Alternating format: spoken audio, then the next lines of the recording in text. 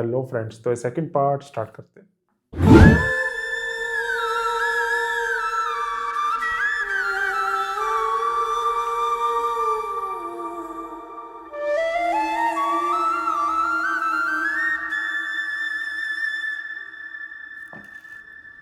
फराज की किस्मत काफ़ी अच्छी है, एंड टाइम पे कैसे बच जाता है ये गलत कदम उठाने से, है ना।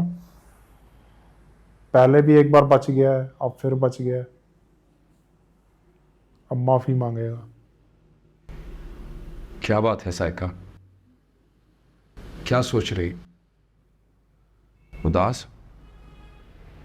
नहीं, बस हम सोच रहे थे कि राहिला अपनी औलाद के लिए कैसे चीख रही थी। और कुछ ऐसे लोग भी होते हैं जो अपनी पली पलाई औलाद को छोड़कर अपनी नई मंजिल की तरफ जा रहे होते हैं। उन मासूम बच्चों का सोचते भी नहीं। साइका देखो, मैंने जो कुछ किया मैं उसके लिए बहुत शर्मिंदा।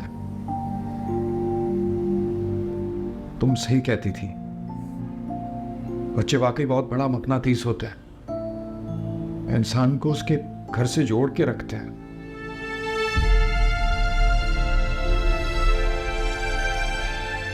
है बात बताओ, तुम यकीन नहीं करोगी,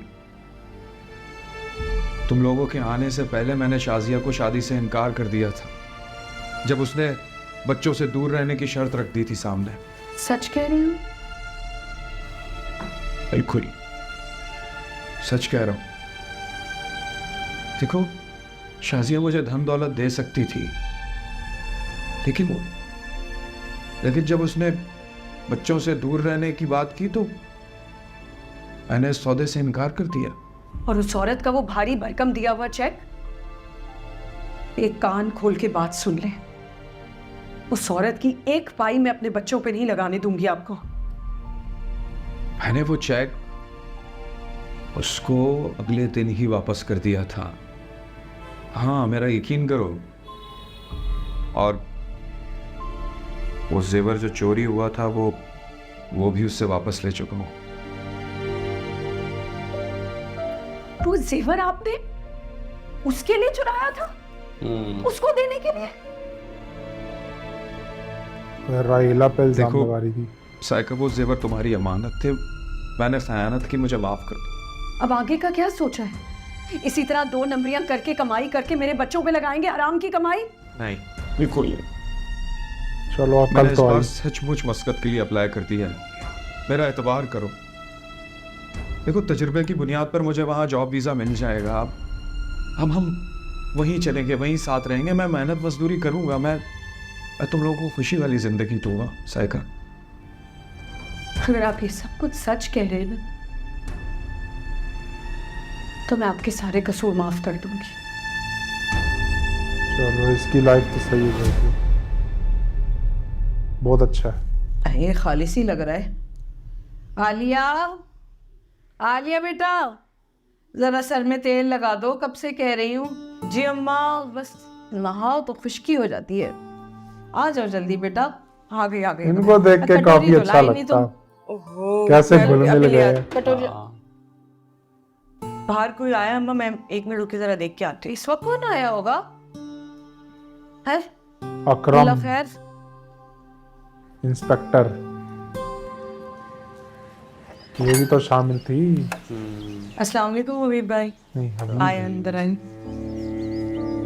आलिया, राहिला की तबीयत ठीक नहीं है, वो किसी के काबू में नहीं आ रही है। वो खाना पीना छोड़ा हुआ है उसने। मैं कह रहा था तुम अगर चल के उससे खाना खिला दो तो मैं फिर वो नर्स को बुला के वो जो इंजेक्शन है वो मैं लगवा दूँ। तो आप सही कह रहे हैं हबीब भाई, उनकी तबीयत बाकी ठीक नहीं है। मैं चले आप अंदर चले, मैं अम्मा से पूछती हूँ। ओफो, हबीब भी आए हैं भाई, वाह जय नसीब। चलो, हमारे दामाद होने के नाते न सही, इनके बहनोई होने के नाते तो आ गए तुम। क्या खड़े खड़े मुंह देख रहे हो? सलाम न दुआ। यहाँ सिर्फ साली रहती है तुम्हारी, सास नजर नहीं आ रही? सलाम अम्मा, वो मुझे वक्त नहीं मिल पाता, मसरूफियत ऐसी है तो मैं फिर से आने पर। मसरूफियत सब जानती हूँ तुम्हारी मसरूफियत। मेरी बेटी को, मेरी नवासियों को तो एक फालतू सामान की तरह घर में डाल रखा है, मसरूफियत। और मैं तुम्हें बता रही हूँ, ये जो तुम्हारे और राहिला के साथ हो रही है ना बुराइयां, ये सब मेरी बेटी की हाय लगी है और लगेगी। क्यों आया ये मेरे सामने? अम्मा जी प्लीज अब ऐसी बातें तो नहीं करें, अभी कितनी मुश्किल में है हबीब भाई और राहिला आपी। अम्मा राहिला की तबीयत वाकई बहुत ख़राब है, खाना पीना छोड़ा हुआ है उसने। वो अस्पताल में भी आलिया ने खिलाया था तो कुछ खाया था उसने, मुझसे तो नहीं संभल रही है वो। मैं ये कह रहा था अगर आपकी इजाज़त हो तो मैं आलिया को ले जाऊं अपने साथ। हाँ भाई, हम कौन रोकने वाले, ले जाओ।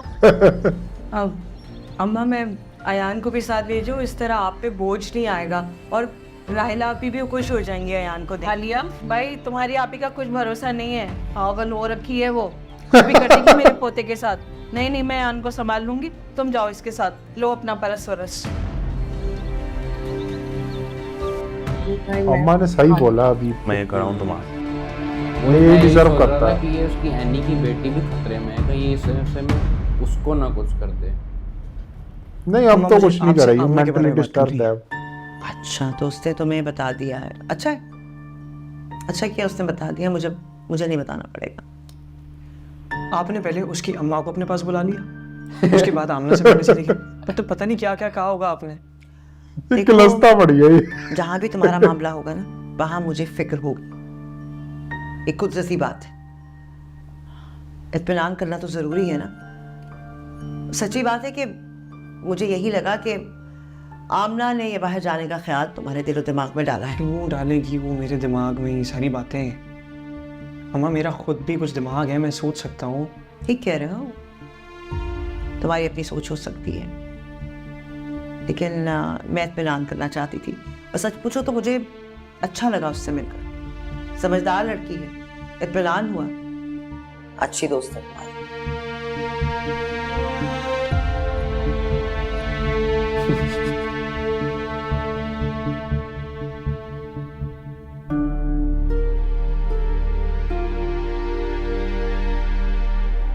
हाँ भी सब ठीक हो जाएगा, सही हो जाएगा, अभी बस सब ठीक हो जाएगा।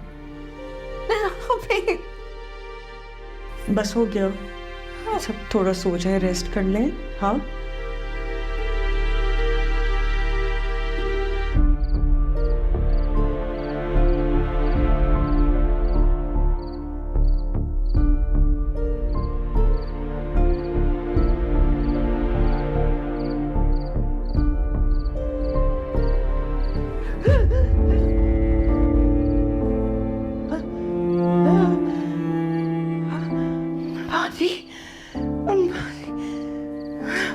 क्या हुआ? क्या हुआ राहिला? हाँ क्या हुआ है? पानी चाहिए?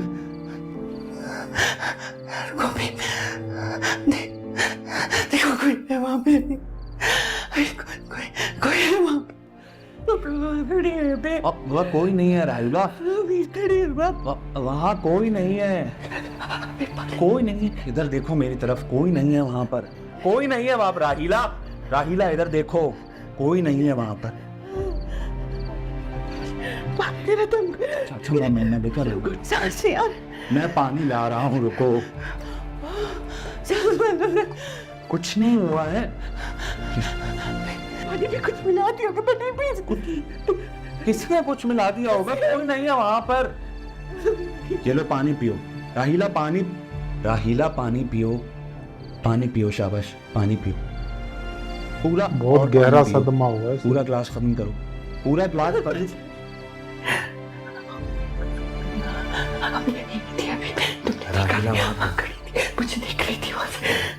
राहिला वहाँ कोई नहीं है, कोई नहीं है वहाँ। मैं अभी पानी का ग्लास तुम्हारे लिए लेकर आया हूँ। वहाँ कोई था नहीं था, किसी ने मुझे रोका नहीं रोका ना, मैं तुम्हारे सामने लेकर आया हूँ पानी का ग्लास। वहाँ कोई नहीं है, कोई नहीं है। तुम्हें क्या हो गया है? इसी के साथ सेकंड पार्ट एंड होता है, मिलते हैं थर्ड पार्ट में। Bye bye.